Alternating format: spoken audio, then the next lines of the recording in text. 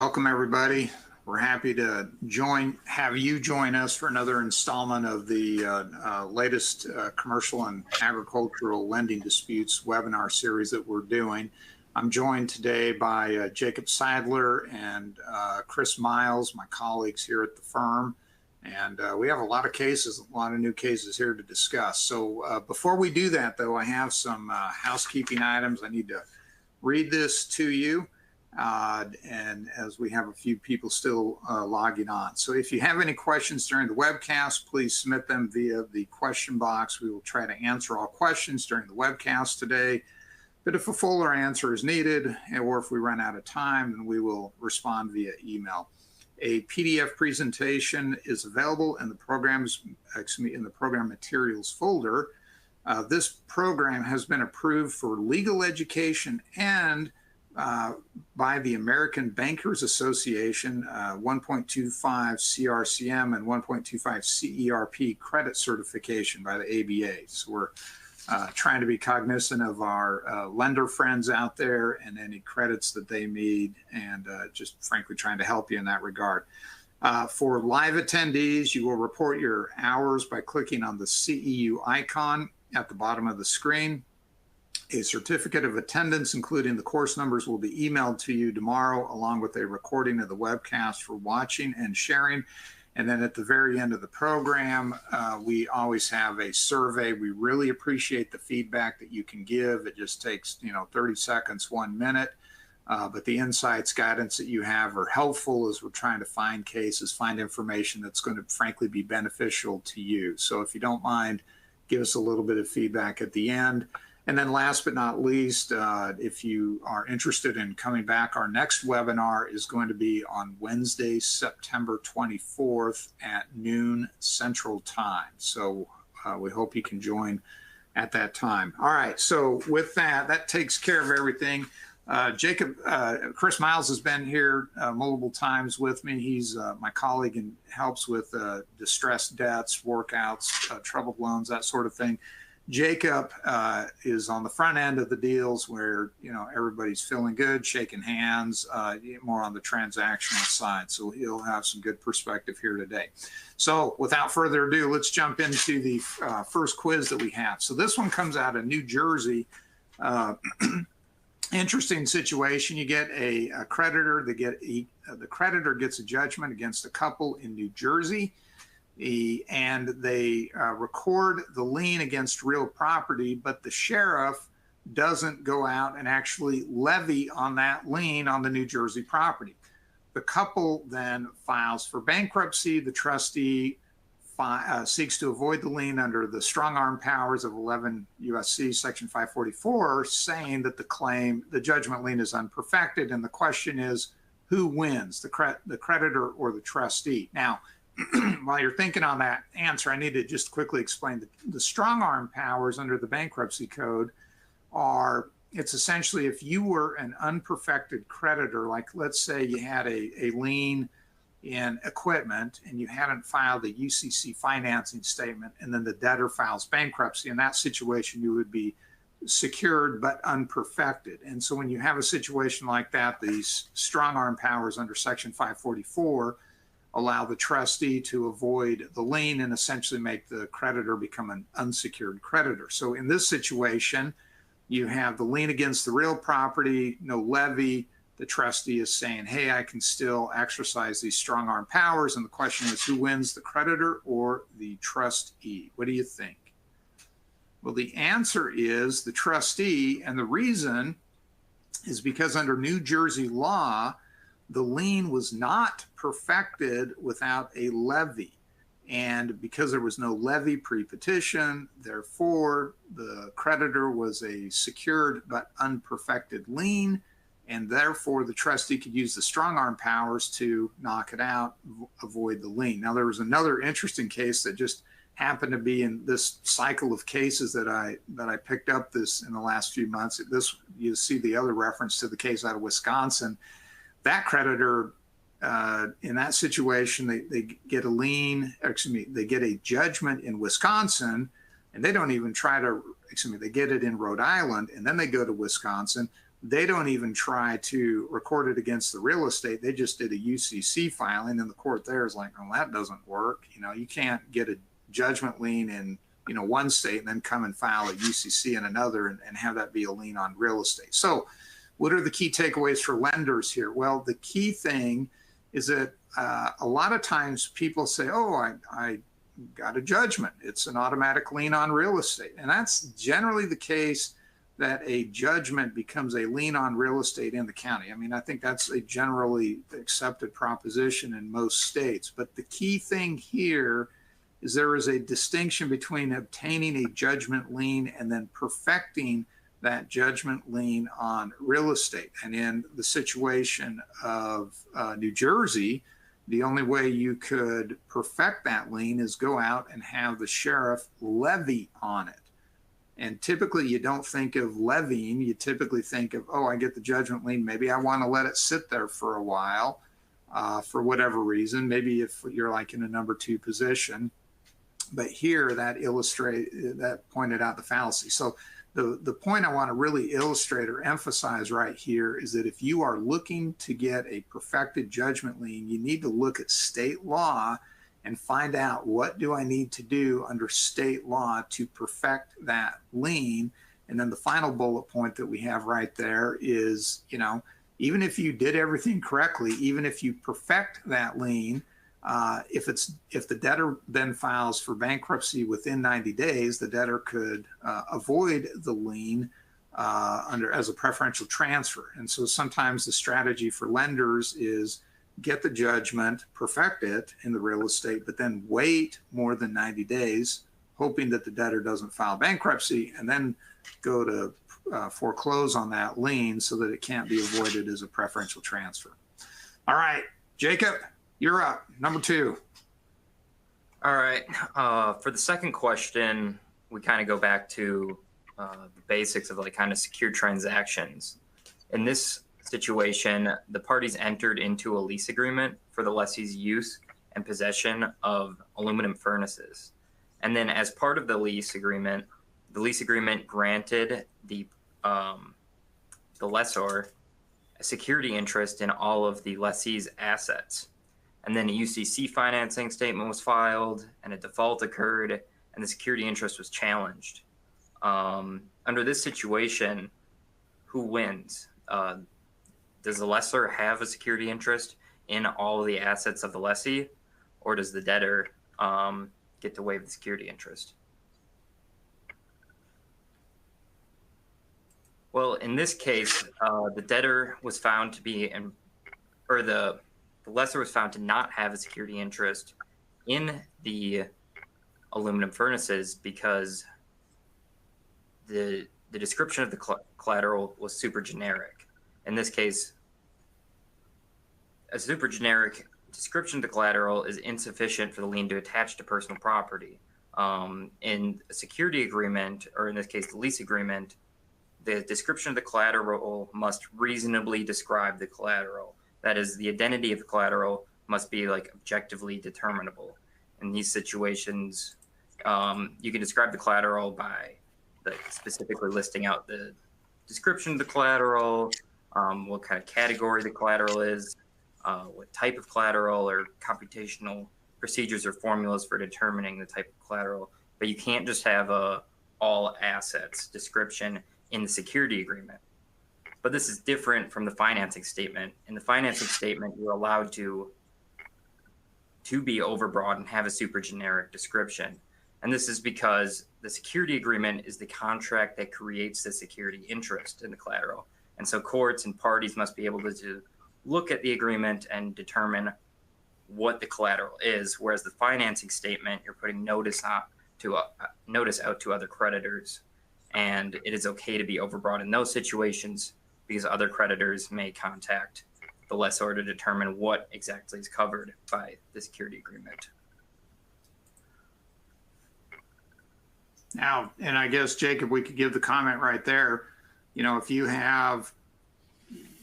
you could essentially say all assets and then identify everything in your security agreement, like your collateral description, paste that in your UCC. I mean, the point here, I think, for Jacob's point in the world is UCC is to just give general notice, put people on inquiry notice. That's the whole point behind a UCC filing.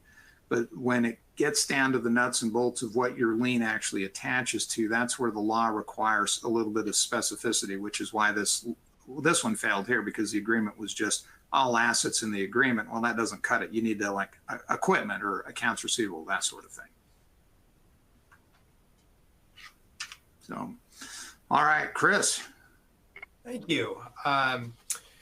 So in this case, we have a lender who has a properly perfected lien in semis and trailers. Those are being stored by the debtor at a storage facility. There's a default. The lender goes to collect its collateral, and the storage facility operator says, sorry, we have a possessory lien that is superior to yours.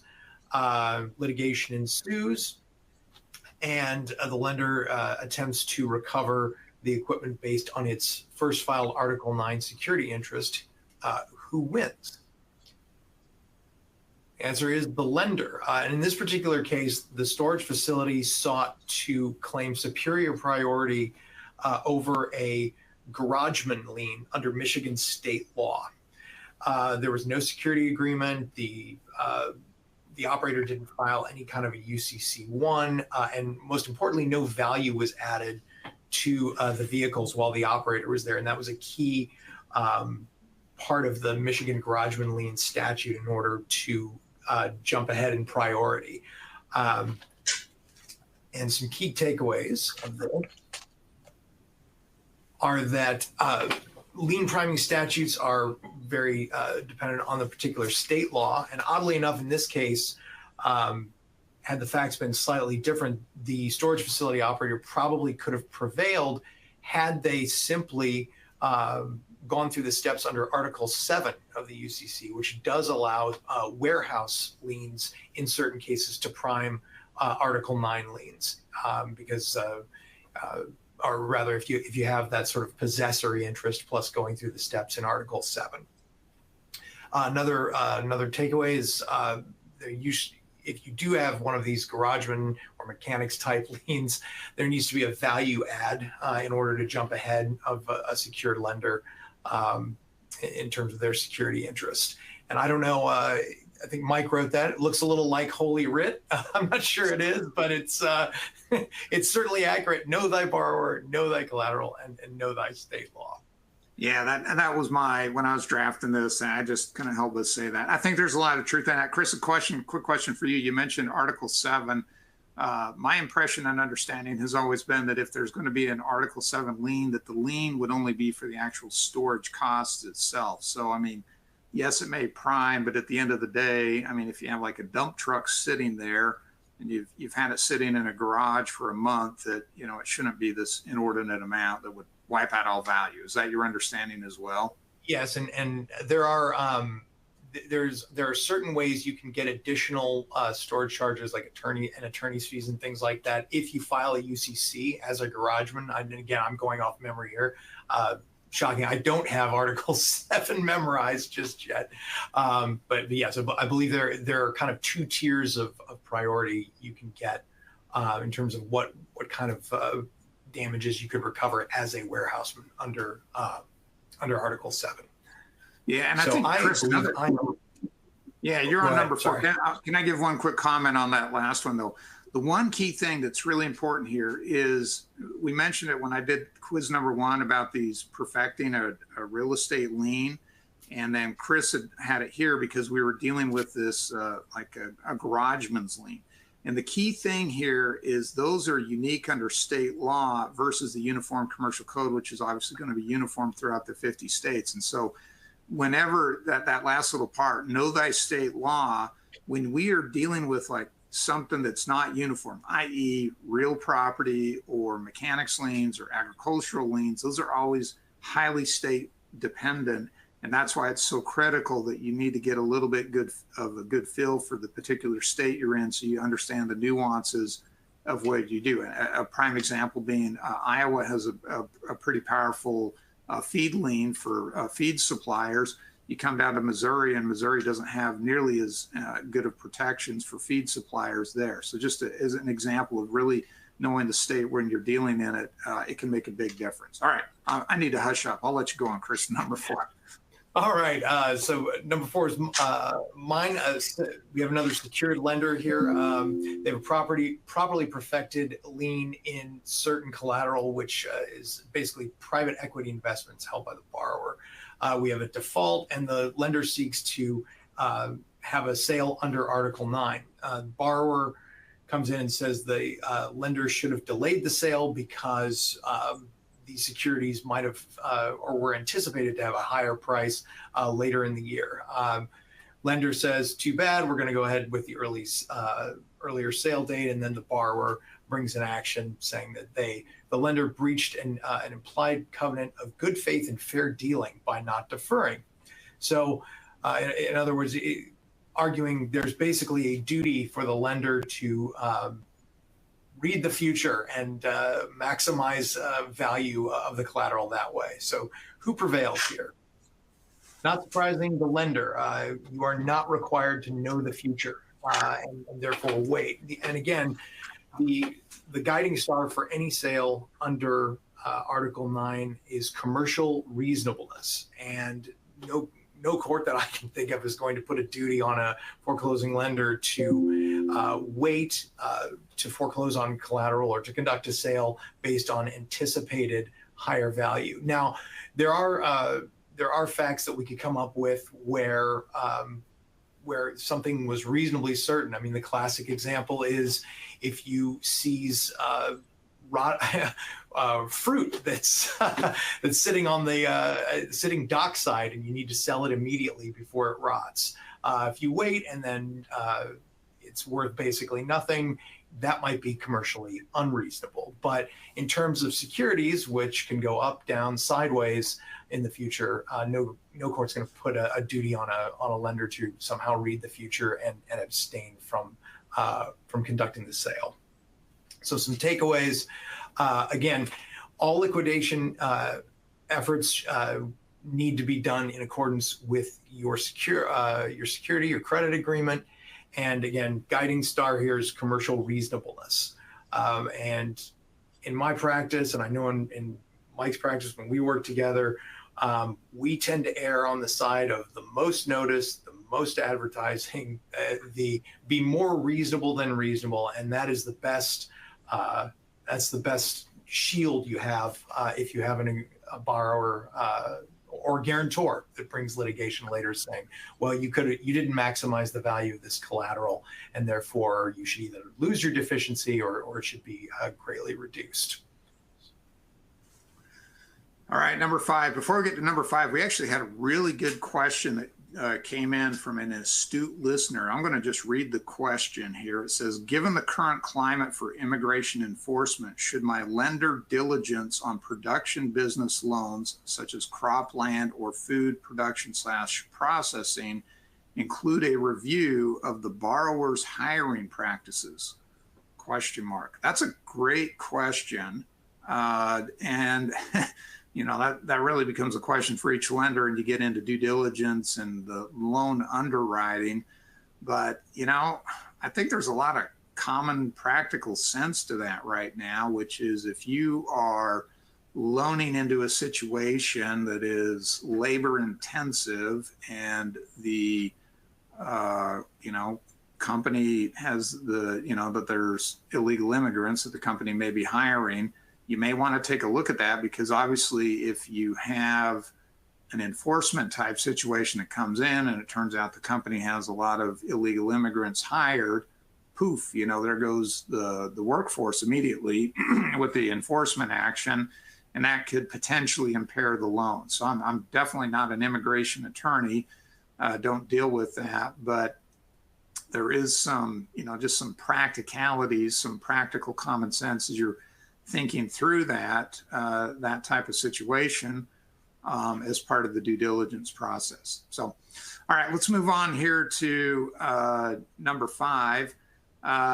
So this is a situation where there is a settlement agreement involving a Fair Credit Reporting Act lawsuit. The settlement agreement has a confidentiality provision, mutual releases, that's common. And then I have a typo here. I said debtors file a lawsuit seeking to seal the agreement. That's inaccurate. I was rushing when I drafted this. It was actually a motion because this was pending in a bankruptcy court. So they filed a motion to seal the settlement agreement. The debtors say, hey, if you review the settlement agreement, you might find out how these LLCs obtained this, the FCRA information. We need to protect that. There was no trade secret that was identified, however, and the question was, have the debtors made a sufficient showing for the court to seal the settlement agreement? And as you're pondering that, it gets to a bigger issue, which is when you as a lender enter into a settlement agreement of any sort and you put a confidentiality provision, especially if you're in litigation, what can you do to keep it confidential? So the question here is, based on the facts that we've stated, is this a sufficient showing to seal a settlement agreement? What do you think? Well, the answer is no, it wasn't. The bankruptcy court looks at this and just says, it's just run-of-the-mill settlement agreement. You have a dollar amount, mutual releases. There's no specific trade secrets identified. Tough luck. You're not going to be able to seal that. And I get it from a company's perspective. It's, I think especially for larger companies, or maybe even if you're maybe a lender operating like a community bank in a local, local area, local county, you want to keep your settlement agreements confidential because you're worried about word getting out. And then, people then begin to think, oh, I can, get this much money for bringing this lawsuit, no matter how meritorious it is. So there is certainly a big business incentive to try to keep the settlement agreement confidential. I get that. It's very, very valid. The problem that you run into is when you get into a bankruptcy court proceeding, they are typically considered open book. And if you're going to try to seal something, it's really hard to do so. And you have to demonstrate that there is something that's truly confidential here. And yes, the dollar amount is confidential, but courts tend to, discount that or just say, well, it's a dollar amount. That's not really, it's like they don't like just the dollar amount itself being confidential. You're going to need to do something else or have something else in there that would truly be confidential or proprietary to try to get it sealed. So it's just, word to the wise, it's out there. I get it. Sometimes you really want to do it, but sometimes, it's like, yes, we all want our favorite sports team to win the World Series or the championship or whatever, but, at some point there's situations where it's just not going to happen. And unfortunately, sometimes when you just have what I'll call a run-of-the-mill settlement agreement, that's what you run into here. So, all right, number 6, back to you, Chris. Thank you, Mike. We have another attempted enforcement of a Article 9 security interest here. There's a default, and a creditor sends notice to the debtor stating that it intends to sell or repossess a van. The notice has a date on which it is sent, but the notice does not provide any other dates. And critically, it does not say the date after, a date after which the van will be sold. It does identify that it will be sold at private sale, but it does. The notice also contained some language saying that you can avoid the sale if you pay us in full, but didn't really give any kind of time or deadline to do that before the sale. The creditor then assigns the loan to an assignee who seeks to recover the deficiency against the debtor. Can the assignee recover the deficiency? The answer is no, it cannot. That notice, again, everything about the sale, including the notice, must be commercially reasonable. The notice did not meet that minimum standard of commercial reasonableness because it did not identify the date after which the van would be sold. And therefore, the assignee, because it took took the loan subject to any defenses from the debtor, could not recover its deficiency. And so some key takeaways here. If you are an assignee, be sure to review the underlying loan file, because you will take whatever, take the loan subject to whatever defenses a guarantor or a debtor might raise. And so with that, I will hand it off to the next one. And while you're handing off to Jacob, I'll just give a little commentary. We're going to contrast that one that Chris just did, number 6, with number 16. We're going to have a spin on a notice issue. Now, it's just, boy, does that keep you waiting to the end. I don't know. Who knows? Maybe not, but that's what's coming. All right, Jacob, let's talk about condos in Washington, D.C. All right. Thanks, Mike. Yes, this one occurs in D.C., and there condo associations have super priority liens for association dues. And in this case, a lender has a lien on the property. Property has a tax assessed value of $237,000. The debt secured by the lender's lien is $256,000, and the condo association is owed $26,000. And the condo association at some point decides to conduct a foreclosure sale, and the purchaser, which is likely the condo association, is the winning bidder for $26,000. Some years pass, the purchaser goes on with the property, and then the lender attempts to foreclose for their $256,000. The purchaser argues that the prior foreclosure wiped out the lender's lien, and the question is, who wins? Well, in this situation, the court determined that because the court determined that the sale was neither procedurally or substantively unconscionable, the prior foreclosure wiped out the lender's lien. In this situation, whenever a situation where multiple security interests occurs and one lender decides to foreclose on real property,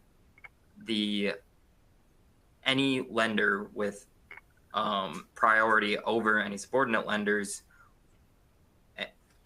will, and if they decide to foreclose, will wipe out any subordinate liens underneath.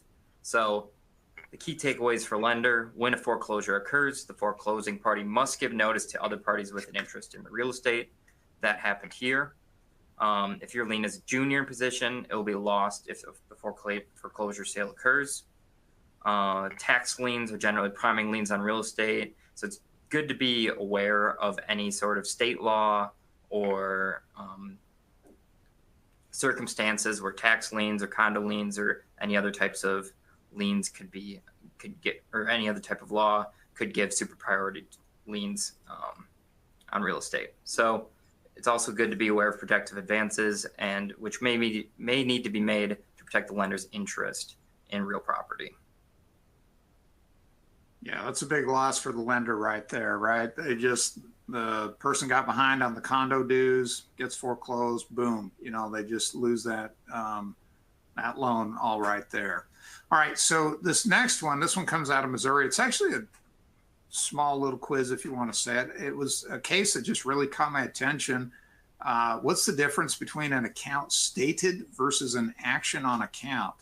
And maybe this is just the lawyer in me, and I was like, I don't know. And, and then you start looking at it, and it makes a lot of sense. What do you think? What's the difference between the two? I mean, the wording sounds almost identical, but there is a substantive difference. Well, the answer here is that when you have an action on an account stated, essentially there has been a concession or a recognition by the debtor of monies owed. And you can see there's these elements, right? There was this open account, they reached an agreement, and then the debtor acknowledges and makes an unconditional promise to pay. So that almost sounds like a promissory note. It's not identical to a promissory note, but similar in the idea of being, yes, we, you sold me a bunch of product, I stiffed you, I didn't pay you, I recognize that I owe you, $830,000 and I will repay it, right? That is then putting an account stated, right? So we are stating the account that's owed, versus if you just have an action on account, maybe you have somebody that's selling goods and they've sold, 18 invoices, 18 different shipments, and it tallies up to, 537,000 or whatever. And that is where you would bring an action on an account situation. So you're saying, well, I'm a lender. Why do I care about any of that? Well, most lenders have liens in AR, right? And so when you're going after AR, the question is, it'd be nice to know what type of cause of action has been pledged, because you just have a lien in the cause of action. Is it an action on account? Is an account stated? Now, typically what happens is you will contact your borrower, say, borrower, give me a list of all your outstanding AR, and ideally you're going to have the amounts and, you know, address of parties. And in a perfect world, you would get invoices and other things, not just a dollar amount. I realize, like Huey Lewis in the News used to sing, right? Ain't no living in a perfect world. You get the best information that you have, and then you have to send out your account turnover notice. But then if the account turnover notice proves unfruitful, at some point you as a lender may need to pursue a claim or a cause of action. And obviously, if you as the lender are pursuing that, the more detail that you can get from your borrower to try to enforce it is helpful. Now, there's the related point here, which is, and this just goes back to, it's kind of a general principle I've really harped on just time and time again when you get into forbearance agreements. I think it's super, super important when you're drafting forbearance agreements to really spell it out. And you can see that, right, when we contrast, going back here to this previous slide, right, the bottom one, action on account, it's just like, well, I'm selling invoices, you owe me, versus action on an account stated, right?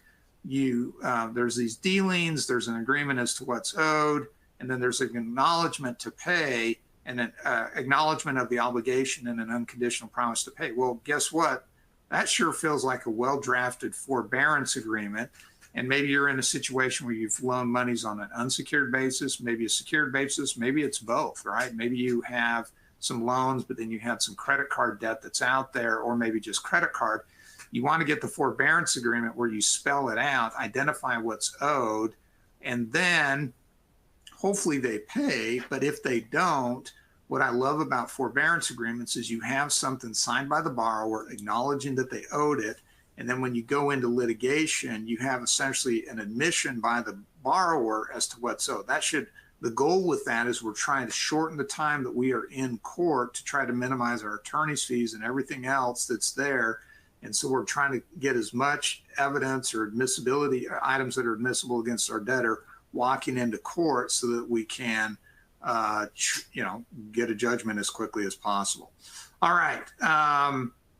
We actually had a question before we go on to number 8. I just want to read it. And this actually relates to what Jacob just talked about. The question was, in states where the association has a superior lien, is this also recorded publicly and would show on title work? My understanding is that typically if there is a condominium association, that when you do title work, typically there will be some encumbrance or homeowners association. My understanding is that typically that should show up as to like a pre-existing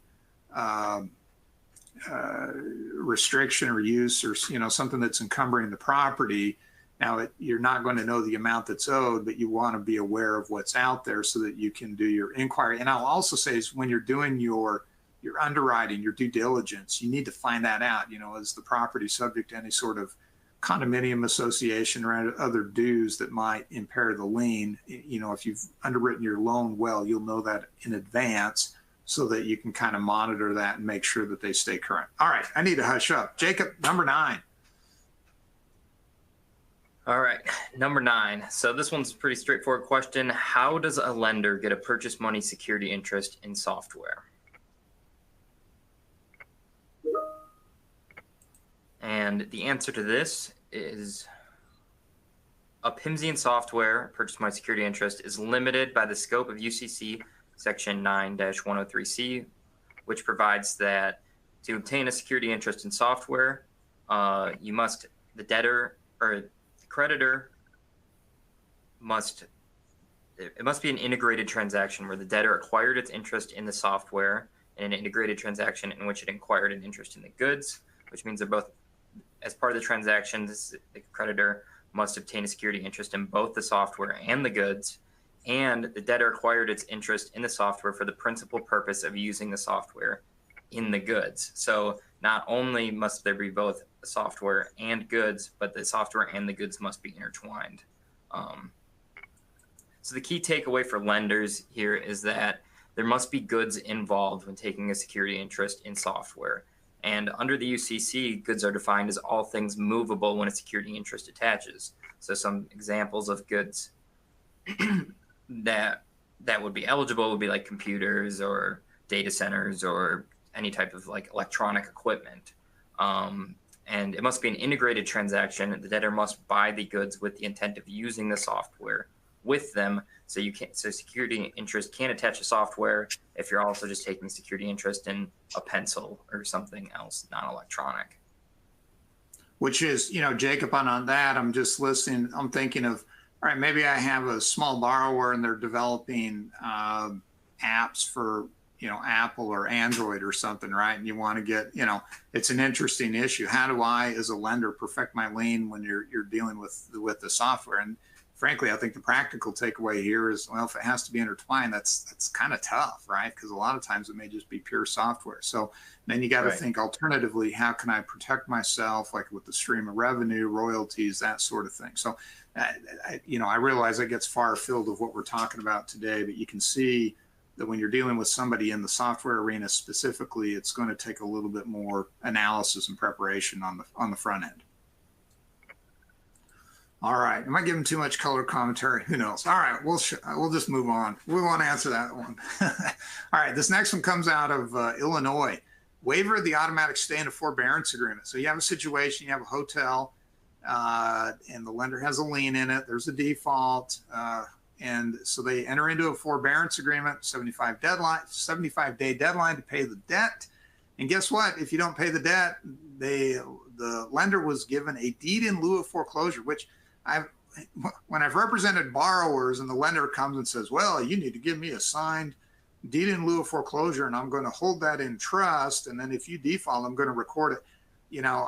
As a borrower, I feel like that's incredibly draconian, but candidly, from the lender's perspective, that's great, right? If you can get it, and if the borrower is going to do it and signs it, and then you hold it in trust, and then if they default, you could go record it. So that is a potential remedy.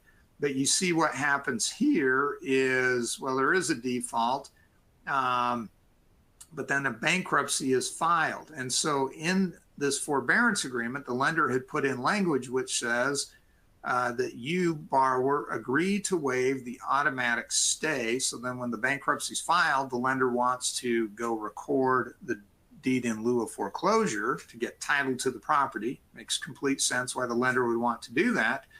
And the question is, can the lender do that? In other words, is that waiver of the automatic stay, is that enforceable? What do you think? Well, the answer is, in this case in Illinois, the answer was no, it wasn't, because the bankruptcy court said it was per se unenforceable. But, and we got to give a little exclamation point here, there is a split of authority on that point. Some courts say it is enforceable, other courts say it isn't.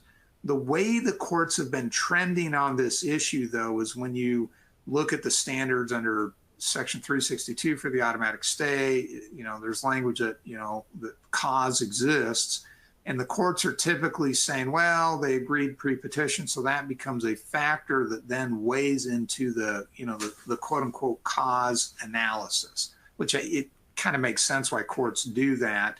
It's a bit of a middle ground, so it's not automatically enforceable. It's not automatically not enforceable. It's just a factor. It's the intent of the parties, essentially, is what they're doing. So what are the key takeaways? My view is, if it's permissible legally and ethically to include it in your forbearance agreement, absolutely put it in there. You as a lender want to have as much leverage as possible. And so getting it in there is good in a forbearance agreement or, a settlement agreement or whatever you may reach. But the point here is that it may not ultimately be enforceable. So now I just got a question on this, and the question was, being the term of the forbearance agreement was less than 90 days, could the agreement be voided as a preferential transfer? It's a great question. And when you are asking if it's a preferential transfer, you have to say what was transferred. And you would say, well, we gave the deed in lieu of foreclosure, and the let's change the facts here a little bit. Let's say that you get the deed in lieu of foreclosure, and let's say day 75 comes along, nothing happens, and so on day 76, the debtor, the borrower, man, I'm striking out here. The lender records the deed in lieu of foreclosure. Well, there's a transfer right there, because real estate passed from the one entity to the other, and so that does sound like a preferential transfer right there on the face of it. Now, there's a related question, which is, that's just one of the elements. Now we're going to get hyper technical, because when you get into a preferential transfer, the analysis is, was there a transfer within 90 days that enables the creditor to get more than it otherwise would have received in a Chapter 7 bankruptcy? And if the creditor is fully perfected so that it would get the same amount in a Chapter 7 as it did from the transfer, then the argument is that one of the elements can't be met. So that's where you would maybe see a challenge. But clearly, if the debtor, if you have like unsecured debt, and this is just kind of collateral of some sort to be held, then it could be voided. And candidly, now I'm getting super hyper technical here, the granting of the deed in lieu of foreclosure may potentially even be considered a transfer as well. So I know I'm getting hyper technical, but that's kind of the analysis that you have to walk through. All right, let's jump on to number 11. For the listeners out there, people who have been coming back, this is actually a case that we dealt with about 2 years ago. This case comes out of Texas. You have an ag lender. They go out, they do their collateral inspection, and they find out, oh, guess what? We've got missing cattle and equipment. Oh, right.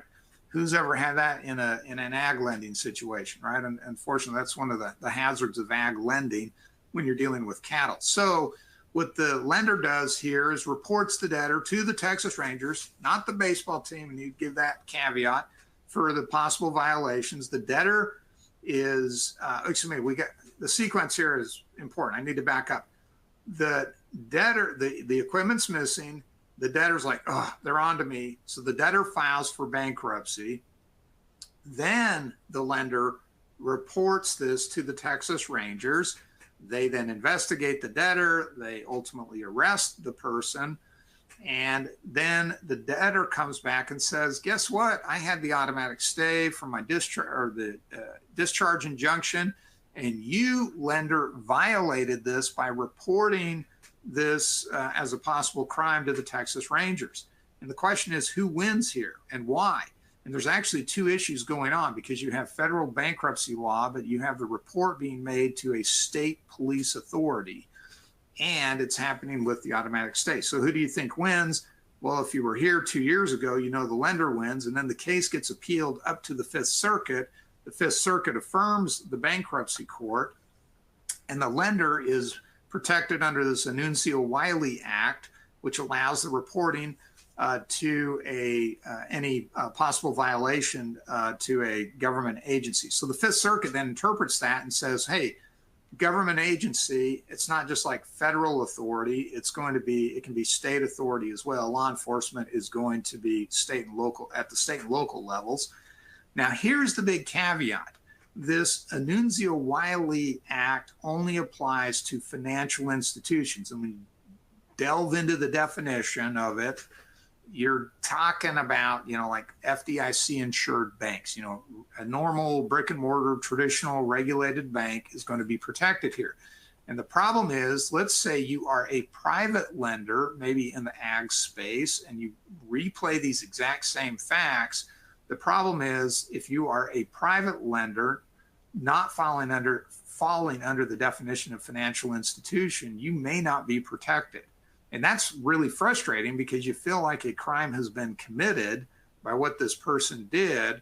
But the problem is, with the discharge injunction, there may be potential repercussions against you. So my word of caution is, if you are dealing with a situation like this, you need to take a good, long, hard look at the definitions and see, can I, report this without getting into trouble?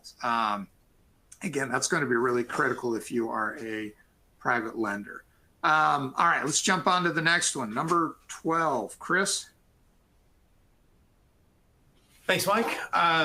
This is a case where we had a secured lender that took an interest in a debtor's lawnmower, weed trimmer, pressure washer, and generator. And the debtor files for Chapter 13 bankruptcy. Lender files proof of claim, claiming a secured position in those items. The debtor objects to the claim. The Federal Trade Commission Act bars taking interests in household goods that are non-possessory, non-purchase money security interests. And that's the basis of the objection. Is the lender's lien invalid? Invalid in part. So this was actually a very interesting case of statutory interpretation, because the rule under the FTC Act is that household goods are defined as clothing, furniture, appliances, one radio, one television, linens, china, kitchenware, crockery, and personal effects, including wedding rings. What is not included, and this is specifically spelled out in the statute, is works of art, electronic entertainment equipment, except for the one television and one radio, items acquired as antiques, and jewelry, except for wedding rings. Now, these items don't fit comfortably into either one of those categories. They're not specifically named. So the court took a look at some of the commentary on the regs, and it said that household goods which constitute necessities tend to be what they're looking for. That's the purpose of the statute. The purpose of the reg is to find household necessities and exempt them from these non-purchase money, non-possessory interests. So they took a look at this, and they said it was a close call on the generator, but that was not a necessity. Same thing with the power washer. They said, on the other hand, the weed whacker and weed trimmer are necessities. And again, the court makes a point that this is a very fact-specific analysis. So Chris, here's the question. Why do we care about this? Because this is all consumer goods, Chapter 13. What's the lesson that we take away here for commercial lenders? Well, always, I would say always check any regs that you might be getting crossway with. I'm sorry, my phone's blowing up here. I'm trying to shut it off. Sorry, go ahead, Mike.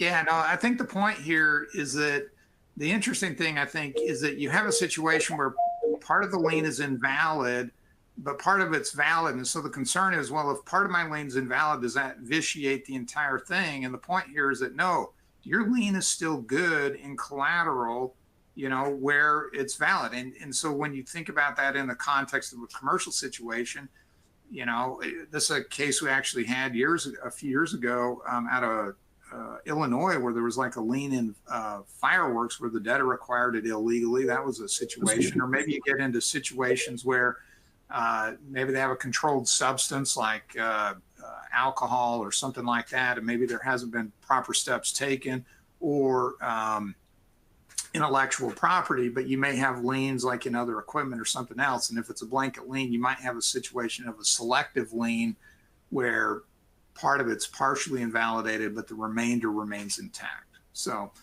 and one other point is this is going to matter a great deal on, at least in this context, where this is taking place. So you can imagine that a generator in a place where you lose the power a lot might be a necessity.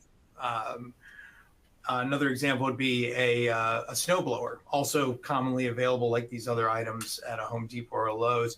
A snowblower might be a necessity in Minneapolis, but not in Phoenix. So again, these are very fact-specific analysis with respect to this particular regulation. All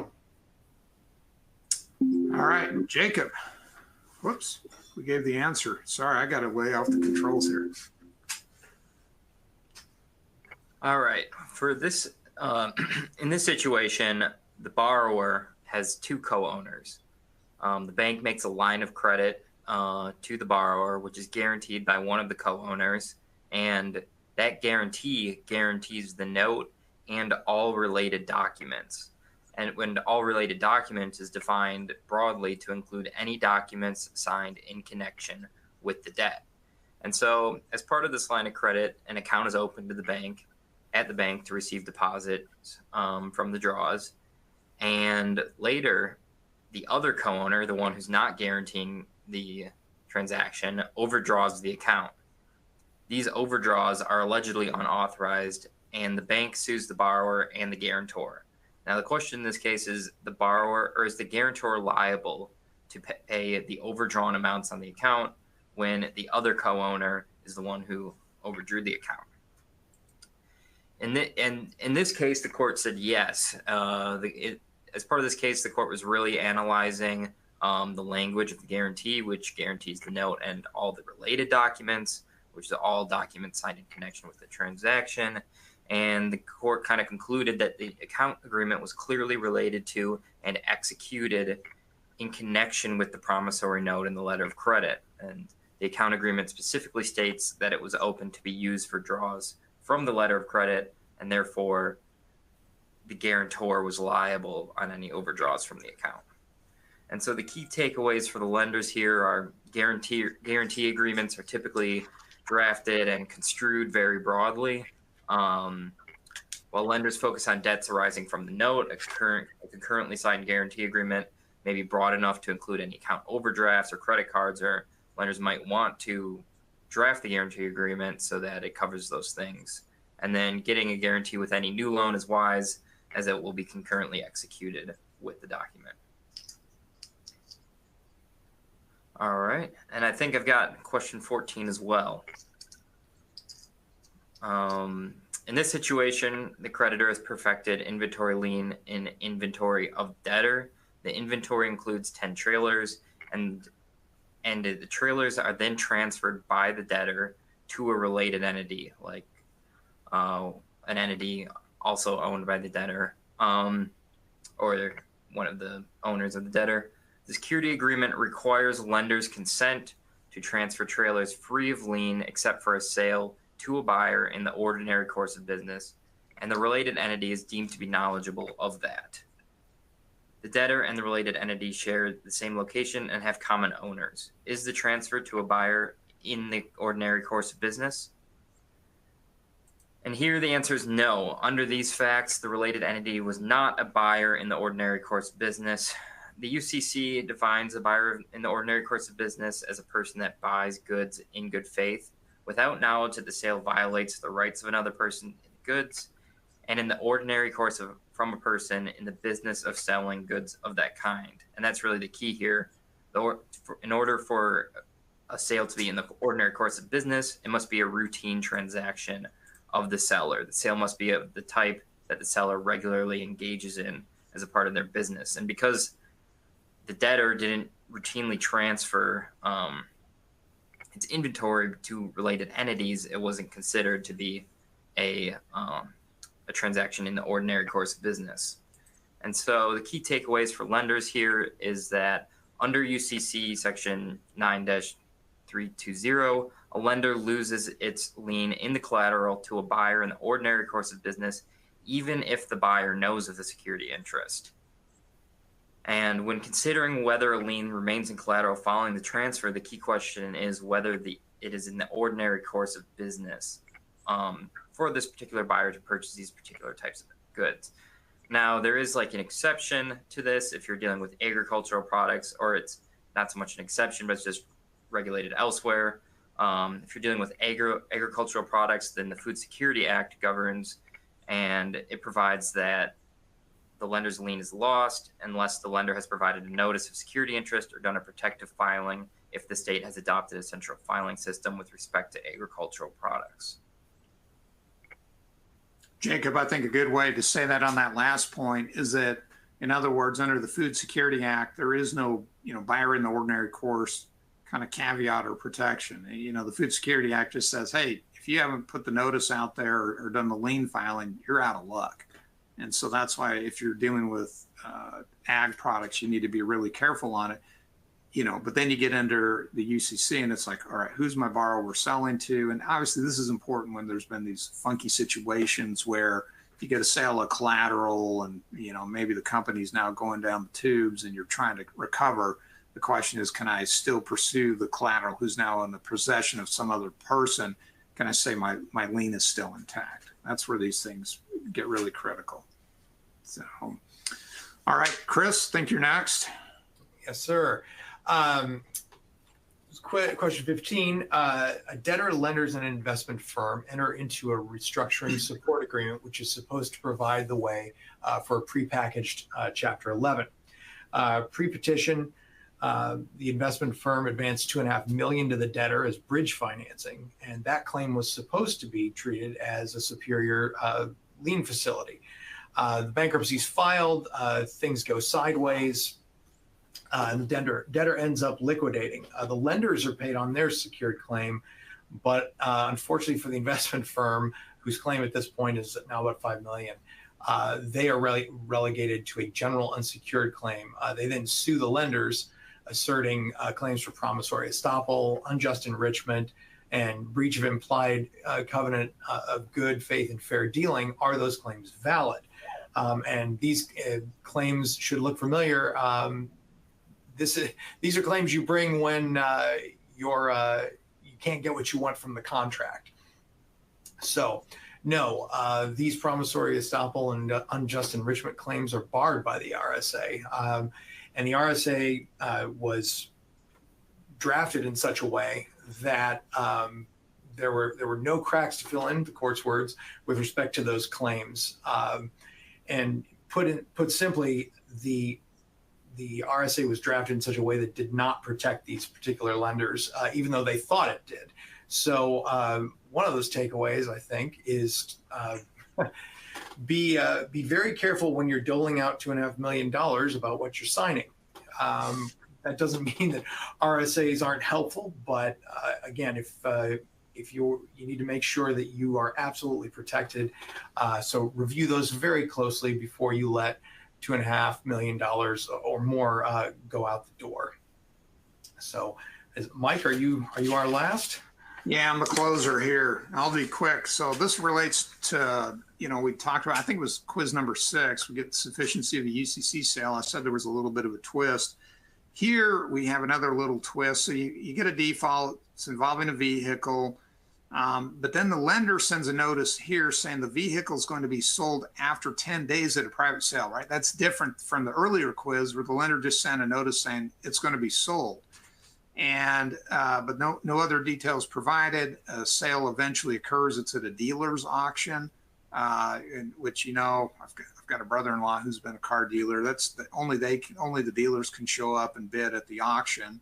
The borrower, obviously, there's a deficiency. Borrower later argues this notice is improper, and the question is that proper? Can you give a notice saying, hey, guess what? I'm going to sell your notice or sell this collateral in more than 10 days at a private auction, and you're just basically that's it. Nothing else is given.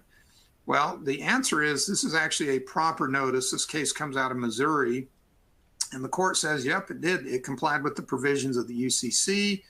An auto dealer's auction is a private sale because it's not generally open to the public. You have to have an auto dealer's license to even show up and bid. So, even though there is competitive bidding, right, it's limited as to who can actually competitively bid. And the court is saying that's not a generally open auction.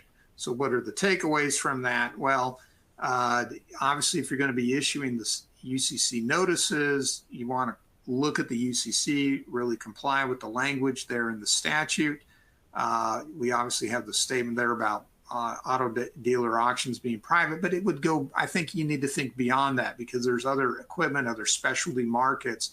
And the question is, can any, John Doe or is it Jane Roe show up and bid at these things?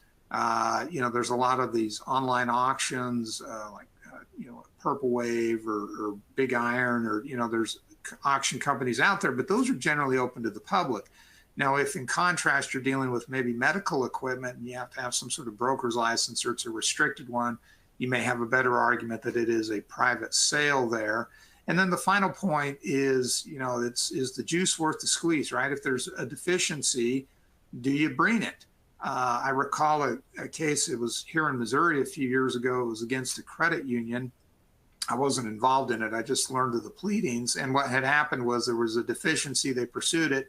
And then the borrower responds, trying to bring a class action against the credit union, saying that they had, improperly done this. And, so at some point it's like, is it really worth trying to go out there and collecting the deficiency?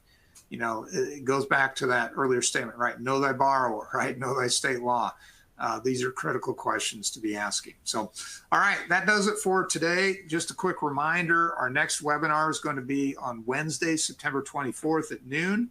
Another quick reminder, today was approved for legal education hours as well as American Bankers Association hours, 1.25 of CRCM and CERP credit.